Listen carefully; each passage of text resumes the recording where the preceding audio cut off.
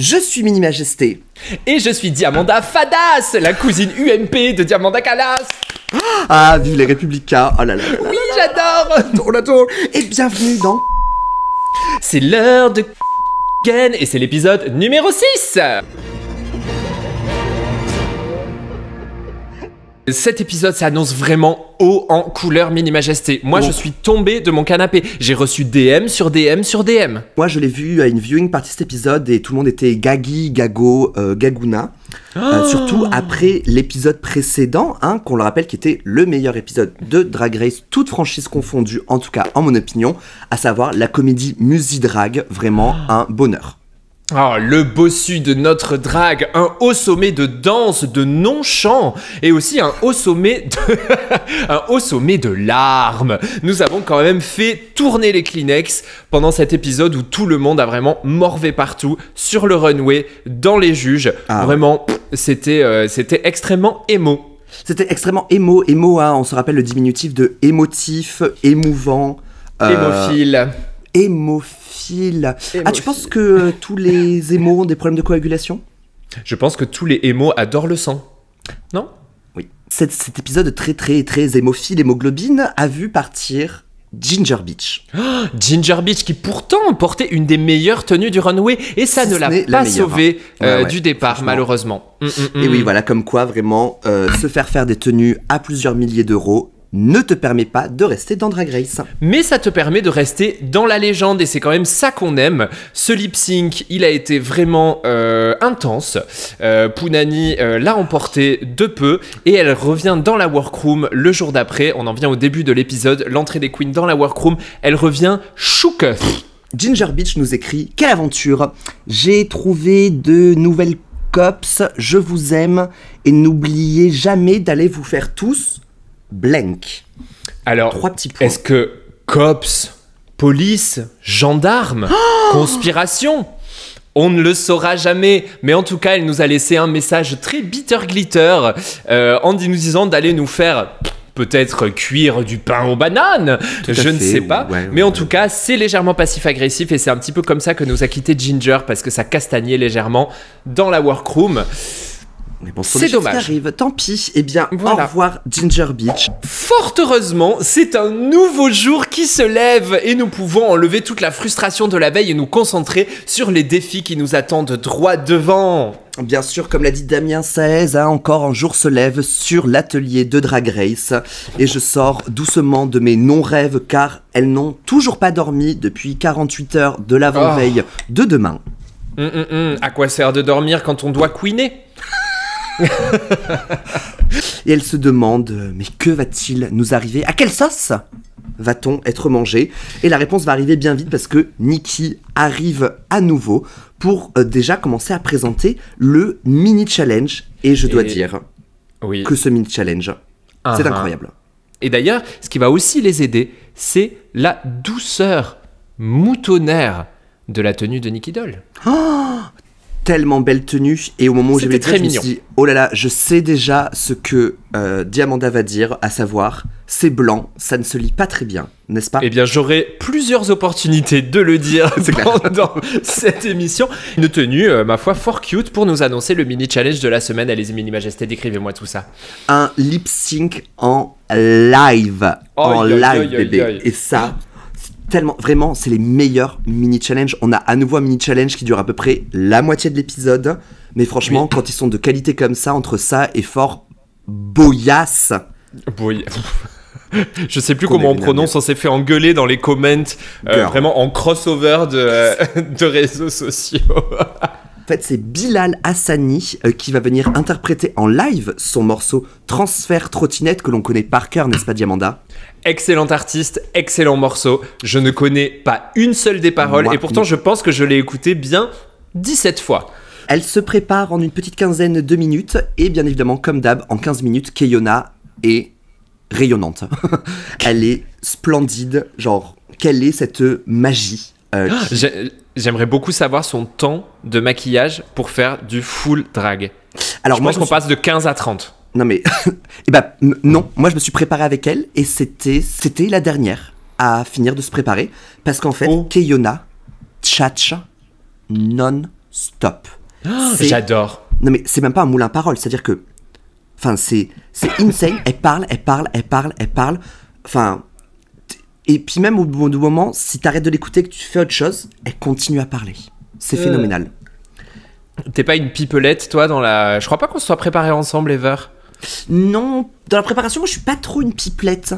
Et dans la vie, toujours un petit peu plus, mais pas pendant la préparation, parce que j'ai tellement l'habitude de me préparer seul, car j'ai plus de 30 ans, donc plus d'amis, que je suis dans mon tunnel de prépa, quoi. Donc ce mini challenge absolument exceptionnel, qui va s'en sortir, qui ne va pas s'en sortir, Mini Majesté? C'est très drôle. Oh, je pense qu'on peut dire qu'elles sont quand même toutes très bien sorties, hein. C'est très très drôle. On remarquera Sarah Forever qui a réussi à faire la chenille. Je trouve ça vraiment très drôle et moi j'aurais adoré la faire parce que c'est des moments comme ça. En fait, effectivement, moi je ne fais jamais la chenille non plus. Ce n'est pas genre j'ai trop de respect pour mon homosexualité, mais il n'empêche que dans des moments atypiques tels le bal des pompiers, je m'adonne volontiers à des chenilles ou à des paquitos ou autres démonstrations normalement pas très pédales. Alors figure-toi que moi, au bal des pompiers, je suis bien trop concentré à vomir à 17h. Mais par contre, chez Madame Arthur, quand on arrive à déclencher une chenille, c'est signe que la soirée s'est bien passée. Eh bien donc c'est Spoonani qui remporte ce challenge. Écoute, honnêtement, de ce qu'on en voit, pour moi, elles auraient pu toutes gagner. C'était très fun. Absolument, de toute façon, on distribue les wins un peu à l'appel dans cet épisode, donc il n'y a aucun problème. Qu'est-ce qu'elle gagne d'ailleurs? Elle gagne rien. Elle gagne la voix de Bilal Hassani. C'est quand même un bon deal. C'est quand même un bon deal, hein, vraiment. Ce sont les meilleurs mini-challenges de la franchise, mais les pires cadeaux. J'avoue, c'est un peu nul. Moi, j'aurais bien aimé qu'elle lui donne concrètement sa voix, c'est-à-dire qu'on filme en live un transfert de larynx. Ça serait un truc, il y a des chirurgiens qui arrivent, la totale, ils ouvrent tout le monde, ça se transforme en nip-tuck. C'est clairement. Le maxi challenge de la semaine est annoncé et il s'agit du ball. Tout le monde se fait un petit peu caca dessus, étant donné que c'est là, on doit en être en 6e épisode, donc on est au 12e, 14e jour de tournage par là. Donc elles sont épuisées, cuites, et elles ont l'expérience de la première saison où aucune des meufs de la saison 1 n'avait dormi pour pouvoir faire leur tenue. Donc là, elles sont déjà mortes et elles vont l'être encore plus. Ah bah oui, c'est-à-dire que c'est un challenge qui fait super peur, mais quand en plus tu as l'expérience, tu vois, c'est comme le LSD. La première fois que tu dois en prendre, t'as peur. La deuxième fois, t'as encore plus peur parce que tu sais ce que c'est. Bah là, c'est pareil. Tu avances dans ton 14e jour de tournage, tu te dis putain, je sais ce qui va me tomber dessus. Ouais, ça va être la merde. Ça va être la merde. L'enfer. Ça va être le time ball, à savoir 2 looks déjà préparés en avance, héroïne du passé et futuristique chic, et un look à composer sur le moment à partir de au moins 3 accessoires d'une chambre d'ado qui est amenée sur le plateau par le Pit Crew qui n'est toujours pas chaussé. Oh, c'est quand même incroyable parce qu'en plus de traîner dans une workroom, il traîne dans une chambre d'ado. Qu'est-ce qu'on trouve dans une chambre d'ado? Là aussi, c'est visqueux, ça pique, ça brûle, ça crisse.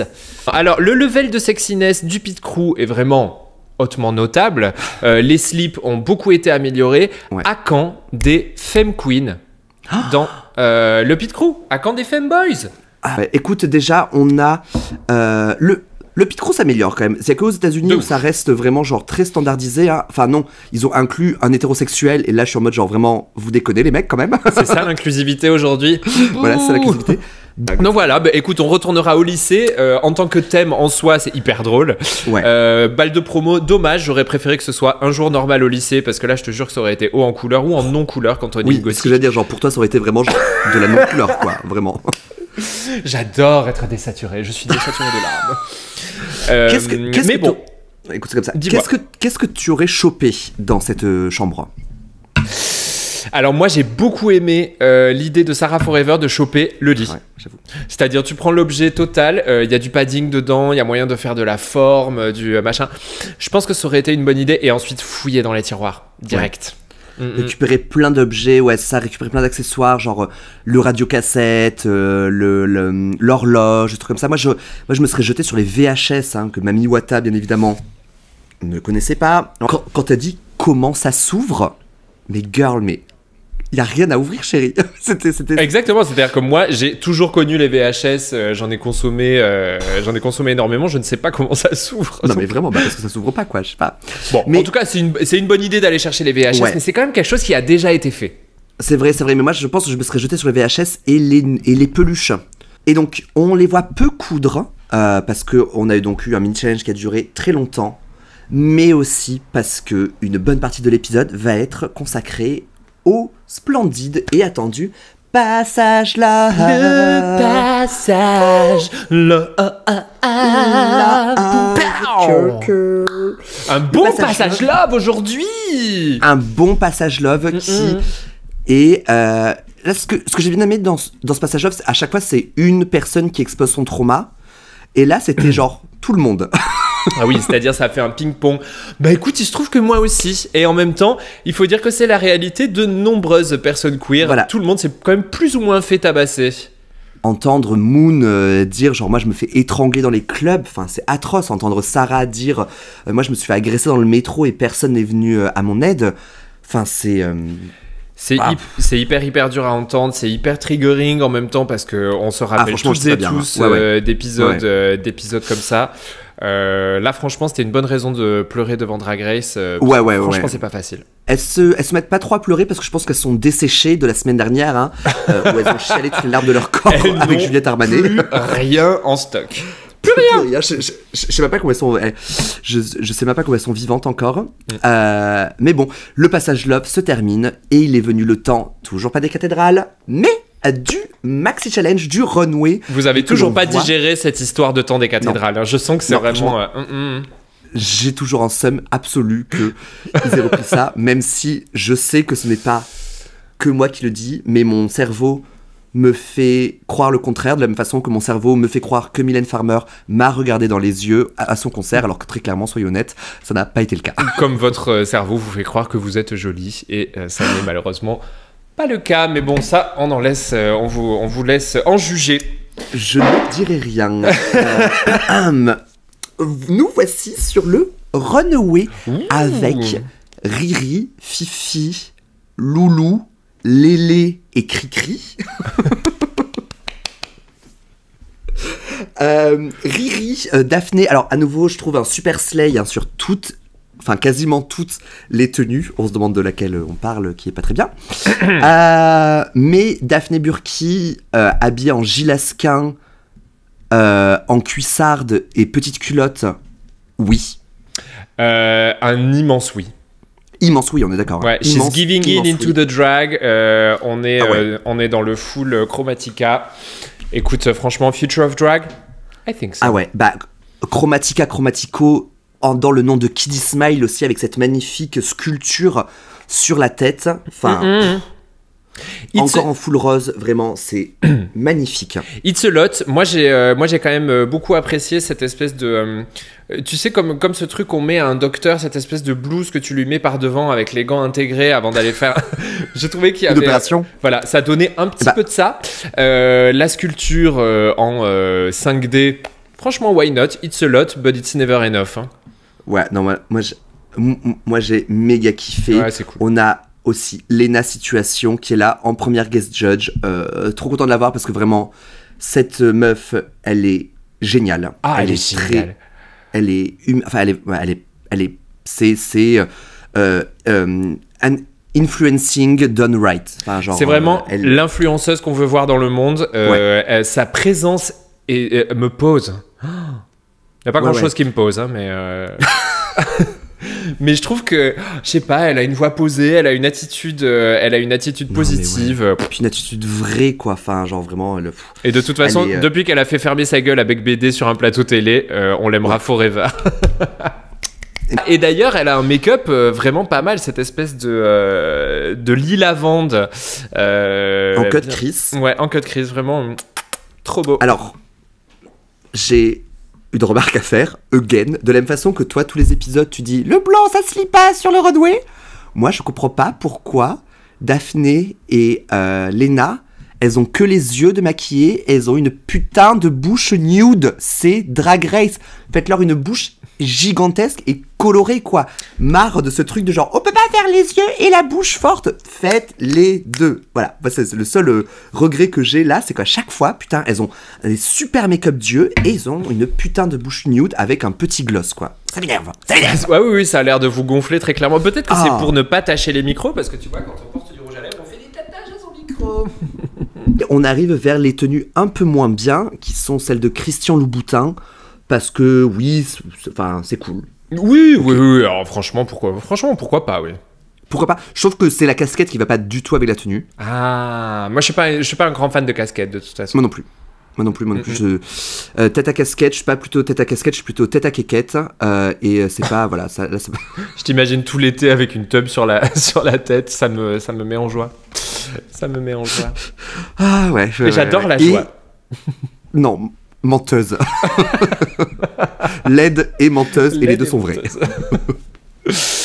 Et nous arrivons donc au look de Nicky Doll. Alors. En fait, on pourrait faire un épisode entier de Cunt sur ce look. Exactement. Alors, moi, j'adore Nicky Doll et je trouve qu'elle a des looks absolument fantastiques depuis le début de la saison. Vraiment, tout à fait. Essayons 100%. de ouater un petit peu le chemin avant d'y aller, peut-être légèrement fort. D'une, le make-up prend la moitié du visage. Tout est peint. Oui.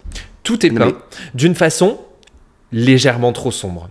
Alors, peut-être que ça rendait mieux en vrai, mais effectivement, ça ne lisait vraiment pas bien à la télé, malheureusement. Et parfois, une peinture horrible peut être rattrapée par un cadre potable. Mais là, cette wig était... Alors, peut-être qu'elle était juste asymétrique, mais vraiment... Moi qui ai un peu des tocs, c'était vraiment compliqué de ne pas avoir envie de faire la perruque. Oui, de lui remettre droite. Mais je pense c'est fait exprès, parce que tu as vu, il y a un côté où c'est un petit peu fondu, et l'autre où c'est plutôt net. C'est pas pour tout le monde, hein, et c'est pas pour elle apparemment, parce que c'est pas génial. Ce qui sauve un petit peu, c'est la tenue. Moi, la tenue, I'm not mad, mais je pense qu'en fait, c'est juste que le reste est tellement pas à mon goût que la tenue sauve le tout, mais que c'est pas foncièrement joli non plus. Moi, malheureusement, la tenue, je l'ai trouvée un petit peu lourde. Ouais. Je l'ai trouvée un petit peu lourde. Ce côté doré, en fait, beaucoup de tissu, beaucoup de... Ouais. Donc, bah non. Quelle excitation! Un runway avec 3 tenues. Je suis ravi que le bol ne soit pas arrivé en tout début de saison où on doit se taper 3 fois 14 looks. Parce que ça, c'est un peu long et à chaque fois, je m'endors. Ouais, pareil. Non, ça aurait été une scène très bon. Je pense que j'ai le seum pour les meufs qui sont déjà parties parce qu'elles n'ont pas pu montrer 3 looks. Donc, parce que quand même, tu bouffes 3 looks dans un épisode. Mais côté viewers, côté spectatrices, merci. Merci d'apprendre. Ouais. Et on va commencer avec notre avis. Avec nous-mêmes. Parce qu'on n'est pas sur le runway de Drag Race France. Mais dans notre tête, on y est vraiment. Donc, on va on a vraiment des avis. Mini Majesté, nous allons commencer avec le look Queen du passé. Héroïne du passé. Pardon, oui. Ouais, pardon. Attends, je regarde mes notes. Je crois que c'est vraiment ça. Héroïne du passé, tout à fait. Héroïne du passé. Ma langue fourche. Héroïne du passé, moi c'est un no-brainer. Enfin, quand j'ai entendu ce nom, il y a une personne qui m'est arrivée tout de suite en tête. Je pense que j'aurais fait Marie Curie. Pour rappeler mon côté science. Et tu vois, j'aurais fait genre un espèce d'appareil portable à rayon X avec genre une radio qui sort et qui montre, je sais pas. Tu vois, genre un truc rigolo quand même, tu vois. Ouais, non, c'est limpide. Pour vous, ingénieur, Marie Curie, c'est parfait. Sûr et certain, Marie Curie. Et vous, Diamanda? Sarah Bernard. Évidemment, alors je serais arrivé probablement dans une baleine morte. Une baleine éventrée qui serait sur 2 ou 3 skates, comme ça. Et puis j'apparais à l'intérieur de la baleine morte, mais une vraie baleine. J'ai pas la référence. Je suis en train de Sarah chercher Bernard, sur Google. Sarah Bernard parade dans les rues de New York avec une baleine. Ah bon? Sinon, je serais arrivé, je sais pas, à dos de tigre, un truc très Sweet 16, tu vois, l'émission de MTV, où tu rentres à dos d'animal. Bref, un truc un petit peu extrême avec une robe méga longue. un peu évanescente et surtout avec un côté butch, parce que c'est vraiment toujours dit un peu à demi-mot, d'ailleurs dans l'exposition du Petit Palais, c'est vraiment dit à demi-mot, mais elle était quand même bien bisexuelle ou bien dyke, donc voilà. Bravo, Sarah Bernard, quoi. Ok, Ouais. très bien. Très bien, donc ça c'est le côté héroïne du passé. La deuxième thématique, c'est futuristique chic. Qu'est-ce qu'on aurait fait Moi, je pense que je serais parti sur un côté Mars Attack glam. Simple et de bon goût. Voilà, simple, plutôt facile, enfin, ouais, facile, reconnaissable en fait, surtout. Oui, non mais c'est pas mal, parce qu'il y en a pas mal qui ont fait des trucs qu'on peinait à reconnaître, on aurait eu Le côté un petit peu de futuriste, mal. quoi. Ouais, Ouais, voilà, le côté futuriste était difficile à lire. Ouais. Moi, j'aurais bien aimé j'aurais bien aimé être vieille. J'aurais aimé être vieille et j'aurais aimé faire une tenue full cabaret, c'est-à-dire full plume, full moulin rouge, mais avec des matières hyper upcyclées ou hyper futuristes, tu vois, genre des plumes, Ok. mais des plumes en ferraille, des Ouais, plumes en, ok. tu vois, Ah, une trop espèce bien, de trop truc, bien. genre comment Ah oui, est-ce genre, qu'on fera dans 50 ans, Ouais. quand il y aura plus de ressources sur la Terre pour faire du cabaret, on utilisera probablement des matières whatever we find, quoi. Full rétro-futuriste. Ouais, c'est cabaret, ça. quoi. J'adore l'idée. J'aime Voilà. beaucoup. Moi aussi, je veux être embauché dans The Walking Dead. Il n'y a pas de raison.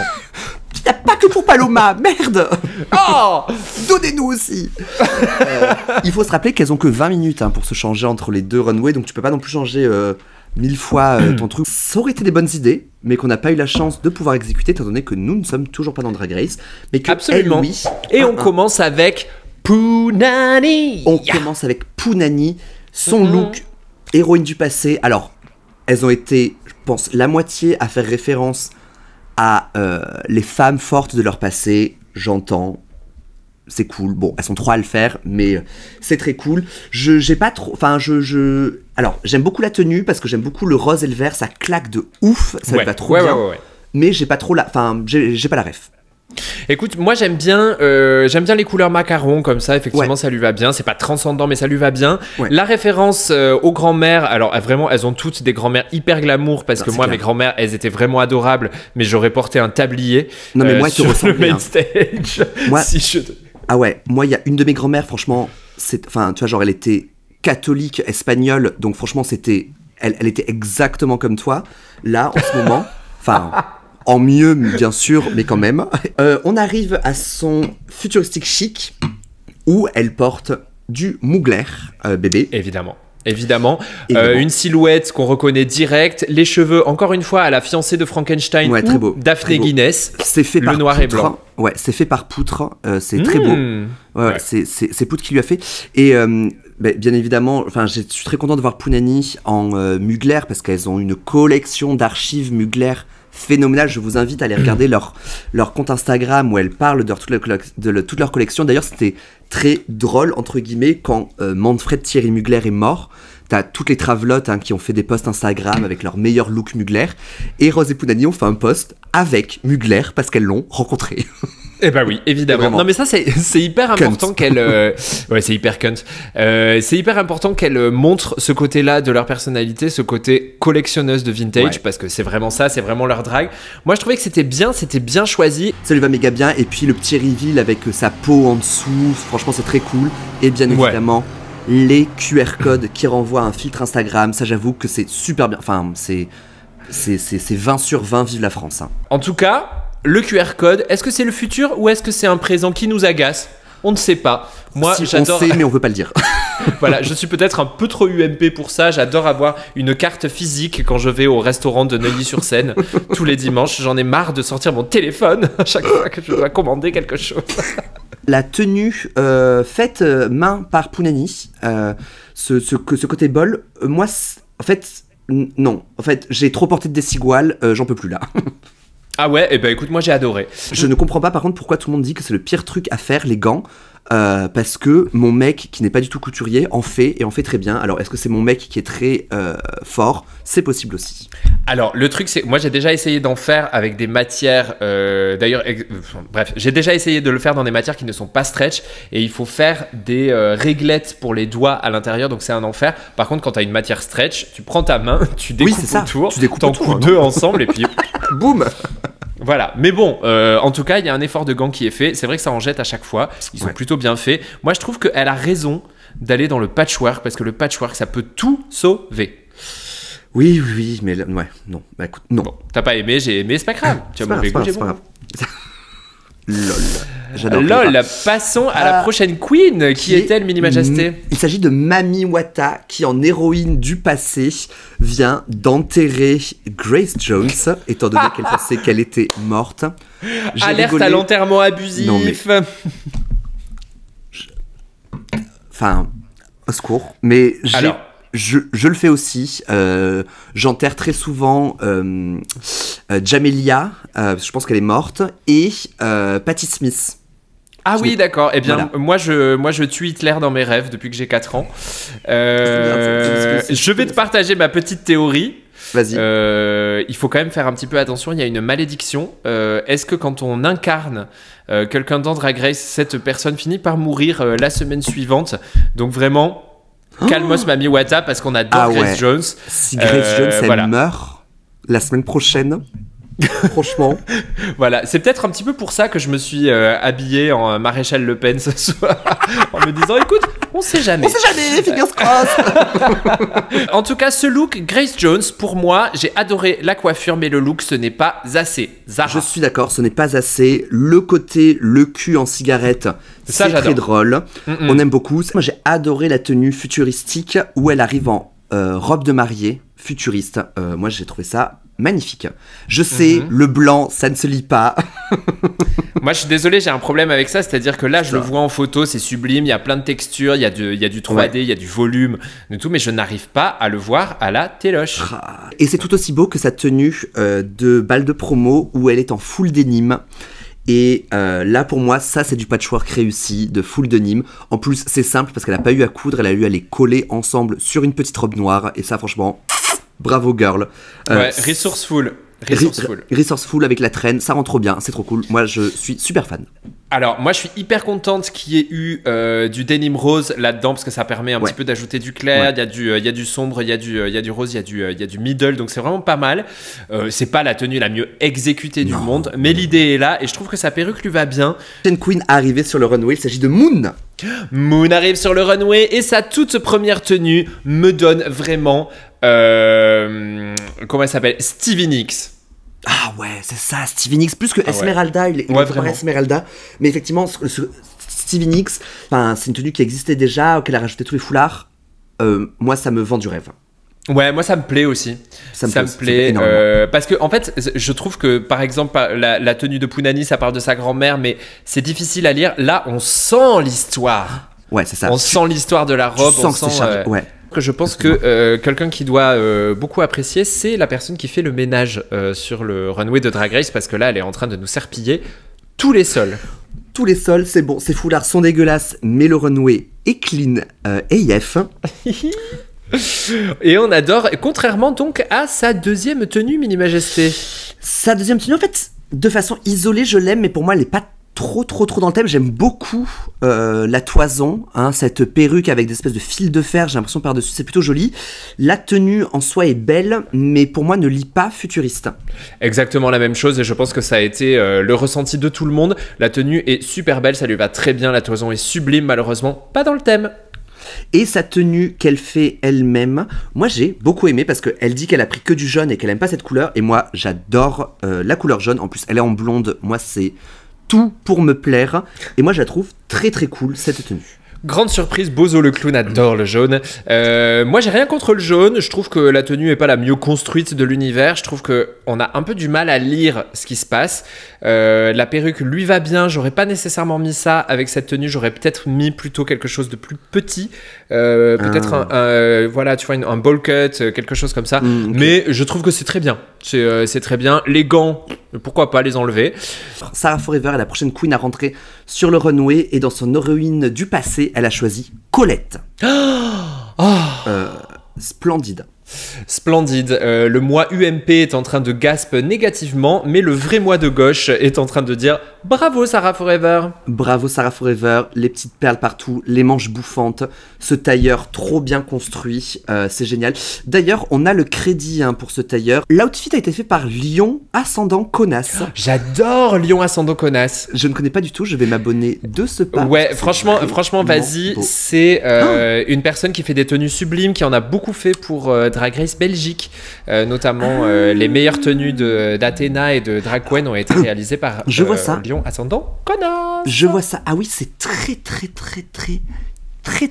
beau. Et c'est tout aussi beau sur Sarah Forever, cette tenue de Colette, bien évidemment. Sarah qui ne peut s'empêcher d'intellectualiser toutes ses tenues. Exactement. Mais là, quand c'est pour rendre hommage à une icône telle que Colette... Eh bien, pour l'instant, le côté intello reste lisible. Pour la deuxième tenue, ça commence à se corser, Mini Majesté. Tout à fait, pour moi, c'est non. Alors, pour moi, c'est non également. Il y a le dôme du Parti communiste français. Why the hell not? Mais why? Pourquoi pas? Mais pourquoi? Ouais, non, pourquoi? On dirait une chips de crevettes. Alors, j'adore les chips de crevettes. Pareil. Mais là, ça ne rentre pas dans le thème. Ouais, genre. Exactement, genre. Quand elle l'explique, j'entends et j'approuve. Mais alors, quand je vois, je désapprouve. Et le look de balle de promo.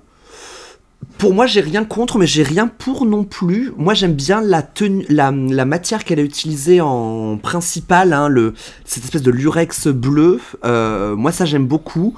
Le reste me touche sans faire bouger les deux autres. Ok, bah alors, ça m'étonne pas que vous ayez apprécié ce tissu qui doit coûter moins 4 € le mètre. Mais en fait, je pense qu'elle s'est retrouvée un petit peu coincée avec ce drap qui a un imprimé un petit peu fort. Là, il n'y avait pas trop moyen. Elle aurait pu faire un truc un petit peu plus Mondrian. Je suis pas fan, mais je suis pas fan. C'est ok. C'est exactement, c'est pareil. C'est ok. Voilà. Cool. Allez. Vu sans tape, mais pas trop. La suite, Mini Majesté, qui nous arrive sur le runway. C'est tout à fait Cookie Cunty qui arrive sur le runway et qui arrive dans son héroïne du passé avec elle aussi un rappel à ses origines, à savoir sa grand-mère, où elle arrive en tenue de flamenco. Donc c'est Adèle Cano qui a réalisé cette tenue de flamenco que moi je trouve très belle, qui se lit très bien et surtout, comme d'habitude, Cookie, quand elle arrive, elle incarne ce qu'elle présente. Ah ouais. Moi, je trouve que cette tenue, elle est sublime. C'est émouvant. À la fois, c'est classique. C'est-à-dire que c'est vraiment une robe de... tu vois, c'est l'emoji flamenco. C'est ça. C'est elle. Mais je pense que c'était le mieux pour incarner le passé. Est-ce que moi, j'aurais choisi une autre couleur pour le faire un petit peu plus vibrant que le noir? Oui, mais en attendant, c'est sublime, c'est parfait. On a adoré, tout comme on a, j'espère vous aussi, adoré la tenue suivante pour le Future of Drag. Alors là, je pense qu'on est peut-être de nouveau sur du Gilles Asquin. Est-ce qu'on serait pas un petit peu... Est-ce qu'on serait pas plutôt... habillée comme Daphné Burki, mais en mieux. Ça, Daphné porte du Gilles Asquin aussi, et Cookie aussi dans le même épisode. Mais la tenue de Cookie est phénoménale, et comme à son habitude, Cookie porte une tignasse iconique. Oui, voilà, arrêtez de vouloir nous faire raquer absolument.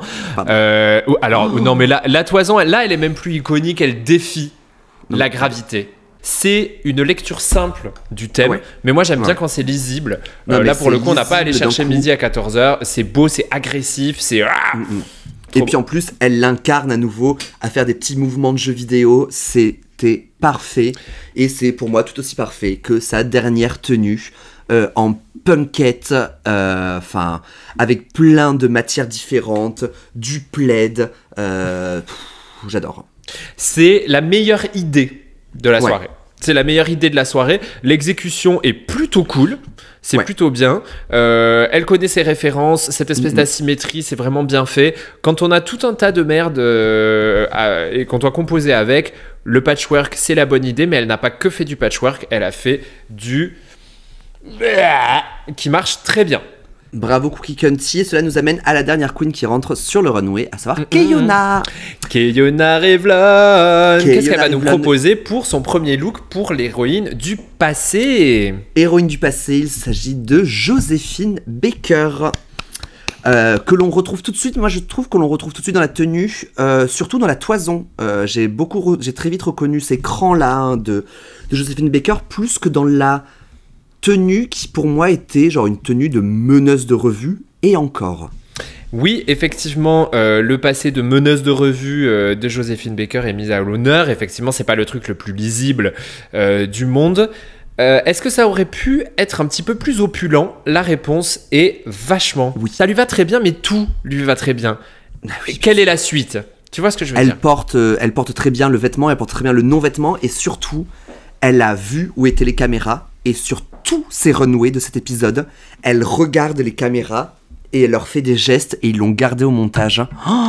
Et c'est... Non mais elle vit pour le runway, elle est en train de les engueuler, légendaire, hein. Les caméras. Elle les engueule. Sa deuxième tenue, j'ai beaucoup aimé parce que à nouveau, pour le futuristique chic, elle porte une de mes couleurs préférées, à savoir le jaune. Ce jaune fluo pétant avec une tresse de 8000 km. Je lis pas trop le futuriste. Voilà. Mais je trouve ça très joli. Pareil, moi je pense que pour le thème, c'est pas le truc le plus adapté. En même temps, on apprécie la référence à Pierre Cardin parce que c'était quand même lui qui prédisait le futur de la mode dans les années 60. Elle est en Pipa Just Pipa. Il me semble. Tout à fait, c'est tout à fait du Pipa Just Pipa. Ouais. L'idée de la très très longue tresse, c'est une bonne idée. Moi, sur cette tenue, j'aurais voulu un petit peu plus de volume en général au niveau de la toison. Ouais. Mais, voilà. Pas le mieux pour le thème. J'aurais peut-être aussi voulu que le cut-out qu'il y a au niveau de la poitrine soit aussi bordé de rouge, tout comme les manches. Pour rappeler, on pinaille un petit peu. C'est une tenue qui lui va absolument à merveille. Mais c'est encore une fois pour le thème. I'm not sure. Pour moi, c'est comme Moon. Moon, la tenue était très belle, mais séparée et isolée de son contexte. Et là, dans le contexte, ça ne passait pas. Et alors, par contre, la tenue qui ne passe absolument pas pour moi, c'est la tenue de bal de promo que Keiona a fait. Où, moi, vraiment, genre, c'est pas joli. Non. Non, en fait au niveau des proportions, c'est pas dingue. La manipulation de cette matière, c'est sympa, mais pour moi, il y a vraiment juste 2 têtes de peluche sur les épaules et ce jumpsuit. Je suis sûr que c'est difficile à faire. J'aurais jamais fait mieux, vraiment. Oui. Mais non. Mais même le choix de la wig, je suis pas sûr. Non. Le choix des chaussures. Le choix des chaussures, pour une fois, je vais te dire ça, le choix du côté rose, ce n'était pas le bon choix.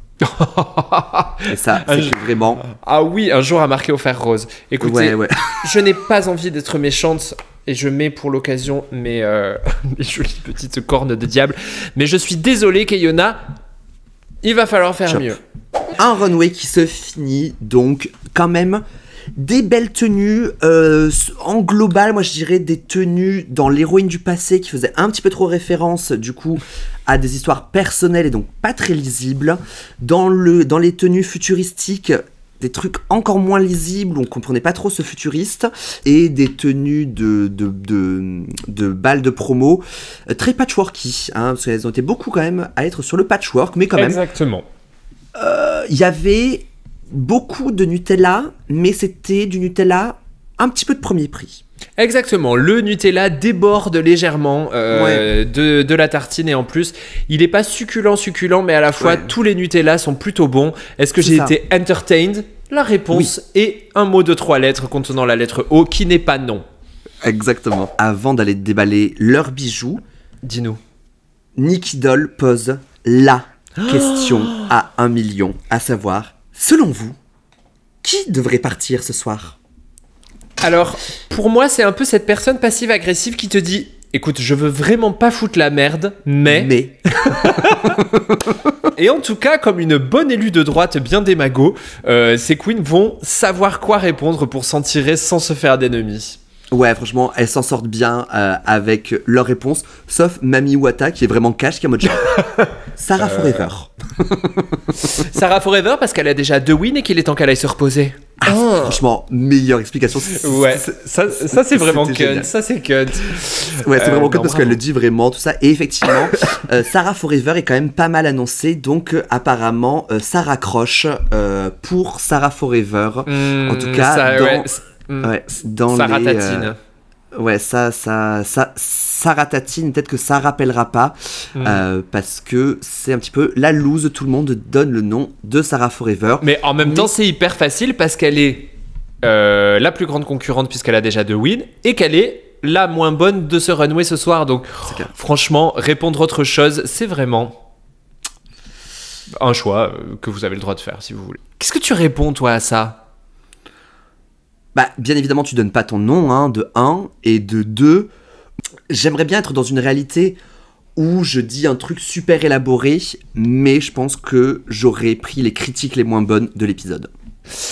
Ah oui, ça c'est très probable. Moi, j'aurais répondu Mini Majesté. Mais non, mais on est copines, c'est bon, on peut traverser ça. Oui, non, c'est vrai. Bah, là d'ailleurs, on a Pounani qui dit Sarah Forever alors qu'elles sont besties. Hein. Ouais, mais vraiment ça, c'est pas cool d'être placé en toute première pour ce truc. Ah ouais. C'est vrai que quand t'as la première, parce que après, les autres, elles peuvent dire oui, je pense comme Pounani que blablabla, mais quand t'es la première, t'es dans la merde. Hein. C'est toi qui lances le truc. Hein. Oui, c'est vraiment, tiens, regarde, il y a une fosse aux tigres dans laquelle on doit se jeter et on ne sait pas si ces tigres sont végétariens ou pas. Ça te dit d'essayer ? Ouais. Complètement. Donc bon, tout le monde va déballer ses bijoux et c'est un petit peu un goût doux amer, étant donné que personne n'ose trop parler. Ah, mais là on est plus sur l'amertume d'un Schweppes. Quand même, l'ambiance est quand même assez plombée et on va revenir à ce qu'on pourrait apparenter à un passage love. On a à nouveau effectivement un petit passage love parce que Moon déballe vraiment ses bijoux et annonce que ça va pas. Écoute, elle ne va pas bien. Dans Drag Race, on est fatigué, on est épuisé moralement, on est épuisé créativement et on a probablement envie de se barrer toutes les 4 secondes. Mais elle va lier les actes à la parole puisqu'elle va décider de partir. Et ouais, elle va décider de partir. Et donc hier, j'étais à une viewing party où elle était là et du coup, elle a donné un petit peu plus de contexte en disant qu'en fait, ouais, tout à fait, ça faisait quelques semaines qu'elle parlait beaucoup de ses sentiments d'elle, tu vois, genre qu'elle exposait ses traumas à nouveau à 60 millions de téléspectatrices et qu'elle n'avait pas l'habitude de le faire, que du coup ça l'avait lancée dans une spirale de self-consciousness et que en fait elle ne tenait plus et si elle avait accepté de faire Drag Race c'était pour avoir du fun, elle avait plus de fun du tout donc il était venu le temps pour elle d'aller à la cathédrale de Notre-Dame et essayer de se repentir. Ok, c'était pas mal. On rappelle quand même que faire Drag Race, c'est quand même assez taxant pour la santé financière, mais aussi pour la santé mentale. Et on rappelle que faire du drag, de façon générale, c'est quand même assez taxant pour la santé financière. Et pour la santé mentale, c'est quand même pas facile. On s'en prend quand même plein la gueule. On fait un job qui est pas facile. On n'est pas juste là pour faire les clowns, on est là pour porter sur nos épaules quand même pas mal de choses. Les revendications de toute une communauté. Et en plus, maintenant que Drag Race existe, on est jugé en permanence. Instantanément. Voilà, on nous regarde, on nous épie, on nous tend toujours un micro, on est toujours obligé de faire attention à ce qu'on dit, on doit être, pédagogue, on doit être diplomate avec nos copines. Franchement, au bout d'un moment, c'est fatigant, mais on est toujours là. Par amour du drag. Si, et parce que si on décroche, on ne pourra pas revenir. Si on décroche, on ne pourra pas revenir et surtout, on est inembauchable. C'est ça, exactement. C'est pour ça qu'on continue à faire des stories, même quand on est en vacances et tout ça, parce que sinon, on disparaît des réseaux. Yes, c'est trop bien, c'est vraiment génial. Bref, pour parler de choses plus joyeuses, non, parce que Moon décide donc effectivement de partir. Moi, j'ai beaucoup aimé comment ça a été amené dans l'épisode parce que tu vois, genre, c'est quand même toujours un énorme moment quand une queen décide de s'auto-éliminer, c'est toujours tu vois, genre c'est shock value 3000 et là c'était vraiment amené vraiment de façon très simple et très bonne, tu vois, genre très, je dirais pas bon enfant, mais très simplement du fait de l'explication standard qu'elle avait donnée déjà pour ma santé mentale, ça va plus, j'ai besoin de partir, je pars. Alors moi je suis pas tout à fait d'accord. Effectivement, tout ça s'est déroulé de façon très jolie, mais il y avait un souci dans le timing, c'est-à-dire qu'à partir du moment où Moon a dit dans la workroom je vais partir, j'avais plus rien à foutre du reste. En même temps, c'est le meilleur move de sa carrière. Ouais. Oui, parce que pendant toute la saison déjà, comme tu le répètes à tous les épisodes, toute la francophonie est tombée amoureuse de Moon, et là on l'aime encore plus d'avoir pris cette décision. Ah mais complètement, elle a slidé de icône à légende. Bravo Moon, franchement, bravo, ouais. Mieux pour ta santé mentale et mieux ultimement pour tout le reste de ta carrière. S'auto-éliminer, c'est vraiment le truc le plus cunt que tu puisses faire dans Drag Race, donc bravo Moon. Bravo Moon, ouais, bravo Moon, bravo bon pour ton parcours, mais que cela ne gâche pas le fait que Keiona remporte ce challenge dans l'incompréhension totale de moi-même. Quand j'ai appris que c'était elle qui gagnait, j'étais étonné est un mot faible. Ouais. Moi, je suis content qu'elle gagne parce que j'aime ce qu'elle représente, mais je suis désolé. Bien sûr. Pour cet épisode, ce n'était absolument pas le bon moment. Non. Cookie aurait dû l'emporter pour moi. Et Cookie l'emporte parce qu'elles sont deux à gagner. Ah oui, c'est vrai. Putain, qu'est-ce que je suis. Voilà. Bon, je vous assure que j'ai regardé Drag Race. Mais donc, Cookie l'emporte, mais alors, déjà, pour moi, elle aurait dû l'emporter en prums, au moins. Alors déjà, être la seule à l'emporter, et l'emporter en prums, tu vois, genre là, elle arrive en deuxième. Moins, je me dis, ah ouais, la prod, elle en veut à Cookie, quoi, c'est pas possible, là, c'est... Mais, et quand même, ce qu'elle gagne, hein, c'est assez ouf, elle gagne des bottes brodées Louboutin. Elles sont sublimes, je suis allé direct sur le site web. Non mais franchement, donc, trop de bol, bravo. Et dans le bottom, donc on a effectivement Moon et Sarah, même si lip sync il n'y aura pas, étant donné que Moon s'auto-élimine. Il est l'heure de passer à nos cunts d'or qui sont, je pense, assez faciles en crépon d'or.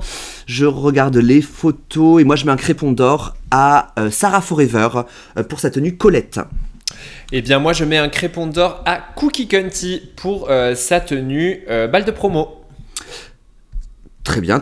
Le 1 d'or, je le donne à Moon pour s'auto-éliminer. Parce que c'est quand même un sacré 1 move de s'auto-éliminer. Et de façon générale, pour son parcours, je trouve qu'elle a eu un parcours très 1 de se faire aimer par toute la francophonie. Same. Me gusto Moon. I love Moon. Vive Moon. Ich liebe Moon. Ich liebe Moon. Un d'or à Moon. Ouais. Le Névrose d'or va sans hésiter à Nicky Doll qui a osé arriver sur le runway avec cette tenue et ce maquillage et cette perruque. Ok, alors effectivement c'est hyper névrose. Moi je vais quand même donner un petit névrose à Sarah Forever. Qui nous a quand même fait un trio de looks bien référencés, bien dark et bien fuckés. Vraiment, je te dis, mais qu'est-ce qui se passe dans cette boîte crânienne, quoi. Mais ouais, comment elle s'est pu se dire, genre quand elle a brainstormé ses looks, de se dire oh, j'aimerais trop avoir le siège du Parti communiste sur la tête. Ah ouais, non, ça, si c'est pas super névrose, c'est top. J'avoue. Et, voilà. La tignasse, hein, Cookie, hein, enfin Jean-Baptiste Santin.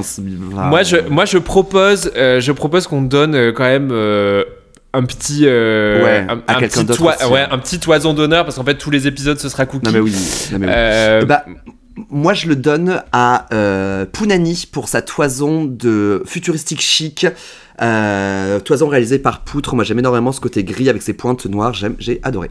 Ouais, parfait. Moi je vais le donner à Mami Wata pour son Grace Jones. Pour son Grace Jones, j'avoue, pas mal. Donc bien. Très beau.